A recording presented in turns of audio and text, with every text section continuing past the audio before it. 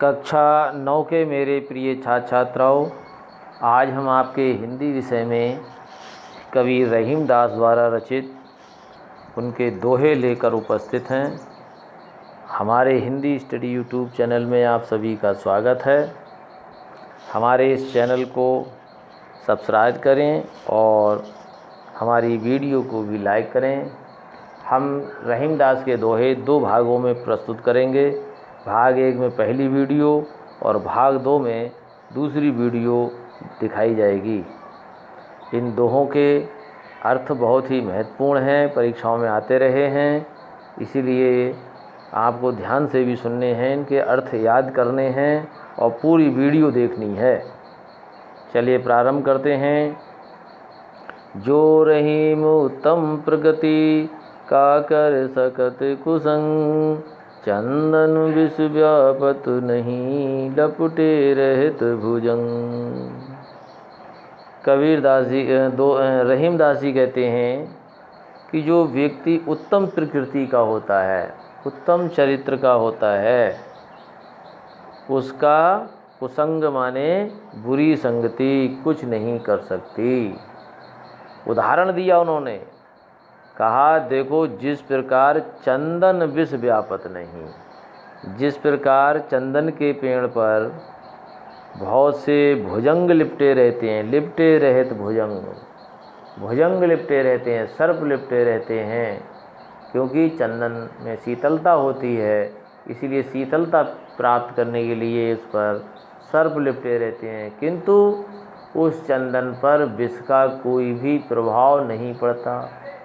सर्पों के विष का उस पर कोई प्रभाव नहीं पड़ता, वो अपनी शीतलता नहीं छोड़ता। तो लिखा हुआ है चंदन विष व्यापत नहीं, चंदन पर कोई विष का प्रभाव ही नहीं पड़ता, वो अपनी प्रकृति नहीं छोड़ता। ऐसे ही उत्तम प्रकृति के लोग होते हैं, वो अपना व्यवहार नहीं बदलते, चाहे बुरी संगति उनका कुछ भी नहीं बिगाड़ सकती। अगला दोहा, रही मन प्रीत सरहाये मिले होत रंग दून, ज्यों जर्दी हरदी तजय तजय सफ़ेदी चून।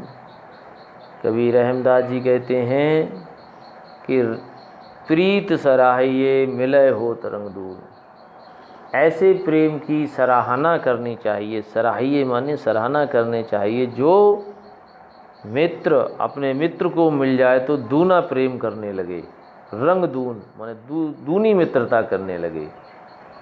ज्यों जर्दी हरदी तजय, उदाहरण दिया कि जिस प्रकार हल्दी होती है, जर्दी माने हल्दी, हरदी माने हल्दी, जर्दी माने पीलापन, तो जिस प्रकार हल्दी पीलेपन लिए होती है और उसे चूना में मिला दिया जाए तो चूना अपनी सफ़ेदी छोड़ देता है और हल्दी अपनी पीलेपन को छोड़ करके एक रंग में मिल जाते हैं, अर्थात वो लाल रंग के हो जाते हैं। ऐसे ही मित्रता का भी प्रभाव होता है, मिलने पर दोनों दूने हो जाते हैं।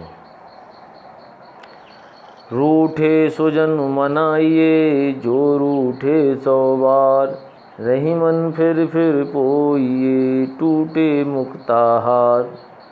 रहीम दास जी कहते हैं कोई सज्जन व्यक्ति है, सुजन माने सज्जन, और कोई नाराज़ हो जाए सज्जन तो उसे बार बार 100 बार मना लेना चाहिए।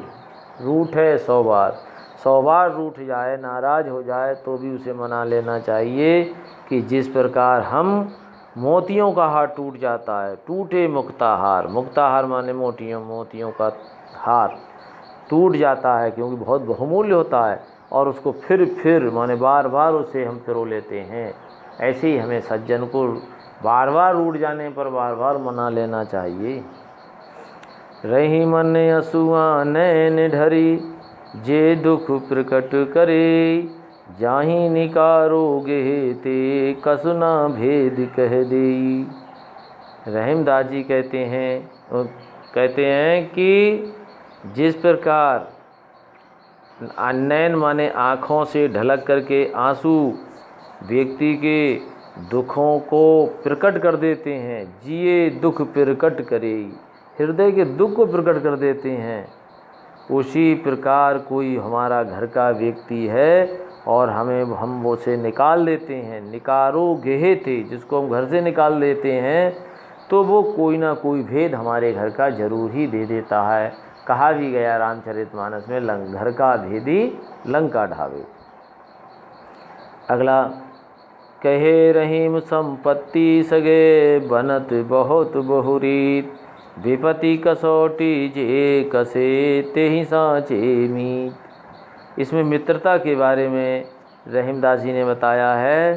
कहते हैं कि संपत्ति होने पर हमारे बहुत से मित्र हो जाते हैं और अनेक प्रकार की भी मित्रता हमसे कर लेते हैं, अनेक प्रकार की रीति निकाल लेते हैं, अनेक रिश्ते निकाल लेते हैं जब हम संपत्ति होती है हमारे पास। और जब गरीब होते हैं तो कोई हमसे रिश्ते नहीं निकालता। बताया उदाहरण दे करके, विपत्ति कसौटी जे कसे तेहि साँचे मीत। और जो विपत्ति में खरा उतरता है, जो मित्र अपने मित्र की परेशानी में सहायता करता है, वास्तव में वे ही सच्चे मित्र होते हैं। तेहि साँचे मित्र, वे ही सच्चे मित्र होते हैं, वही सच्ची मित्रता कहलाती है। अगला, जाल परे जल जात बही, तजमीनन को मोहो, रही मन मछरी नीर को तो न छाणत छो। रहीमदास जी कहते हैं कि एक मछली के उदाहरण के द्वारा बताते हैं कि हमें प्रेम नहीं छोड़ना चाहिए। देखिए, बताया गया कि जाल परे जल जात बही, कि जिस प्रकार जल में जाल डालता है व्यक्ति तो जल जात बही, अर्थात जाल से होकर के पानी बह जाता है। वैसे तो मछली और पानी का बहुत साथ होता है, मगर पानी मछली का साथ छोड़ देता है, जल जाल से निकल जाता है और मछली जाल में फंस जाती है। तज मीनन को मोहो, मीनन कहते हैं मछली के लिए, मोह माने प्रेम। जिस प्रकार जल मछली का प्रेम छोड़ करके जल जाल से बह जाता है, मछली को वहीं छोड़ जाता है, किंतु मछली फिर भी जल का साथ नहीं छोड़ती। वह बाहर आकर के भी अब जल के लिए तड़पती रहती है। इसलिए लिखा है नीचे पंक्ति में, रही मन मछली नीर को तो न छाणत छो, किंतु मछली फिर भी जल का साथ नहीं छोड़ती, उसके बिना प्राण त्याग देती है। ऐसे ही हमको भी किसी के प्रेम करना चाहिए तो सच्चे प्रेम करना चाहिए। अगला, दीन सबन को लखत हैं, दीनन लखे न कोई, जो रहीम दीन नहीं लखे, दीन बंद सम होई। दीन का अर्थ है गरीब, दीन सबको लखत है, अर्थात जो गरीब व्यक्ति होते हैं वे सबको देखते हैं, सब गरीब चिंता करते हैं रईस लोगों की। कोई भी समस्या होती है तुरंत गरीब बेचारा व्यक्ति उसके दरवाजे पर पहुंच जाता है। किंतु दीन नहीं लखे न कोई, किंतु दीन व्यक्ति को कोई नहीं देखता, माने गरीब व्यक्ति की कोई सहायता नहीं करता। गरीब सबकी सहयोग करता है, सबके दुख सुख में सहयोग करता है। और जो रहीम दी नहीं लखे, रहीमदास जी कहते हैं जो दीनों की देखभाल करता है वास्तव में वह दीन बंद कहलाता है। दीन बंद सम होई, वही दीन बंद के समान है। प्रीतम छब नयन बसी, पर छवि कहाँ समाई, भरी सराय रहीम लख, पथिक आपों फिर जाए। रहीमदास जी कहते हैं कि प्रीतम छब नयन बसी, जिस प्रियतम की, जिस परमात्मा की छवि हमारे नेत्रों में बसी होती है उसमें कोई और दूसरा परमात्मा नहीं समाया जा सकता। जिस प्रकार भरी सराय रहीम लख, जिस प्रकार सराय कहते हैं धर्मशाला में, कि जिस प्रकार बरसात होने पर धर्मशाला में व्यक्ति बैठ जाता है और धर्मशाला भर जाती है, उसके बाद कोई व्यक्ति आता है तो उस धर्मशाला को भरी हुई देख करके अपने आप ही लौट जाता है। ऐसे ही जिन नेत्रों में परमात्मा की छवि बसी होती है तो दूसरा उसमें से देख करके पुनः लौट जाता है। भरी सराय रहीम लख।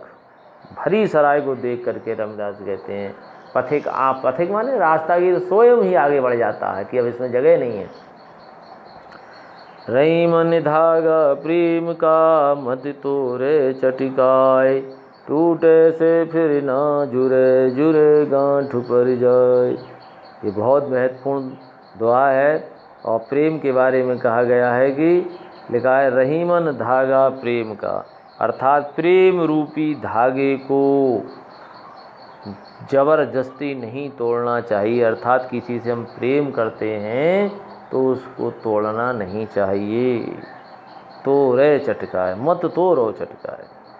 और यदि प्रेम टूट जाता है तो फिर जुड़ता नहीं, और जुड़ जाता है तो उसमें फिर प्रेम में गांठ पड़ जाती है। जिस प्रकार धागा टूट जाता है और हम गांठ से फिर उसे जोड़ लेते हैं, फिर गांठ पड़ ही जाती है। ऐसे ही प्रेम का पर्याय है, टूटे से फिर ना जुड़े जुड़े गांठ पड़ जाए।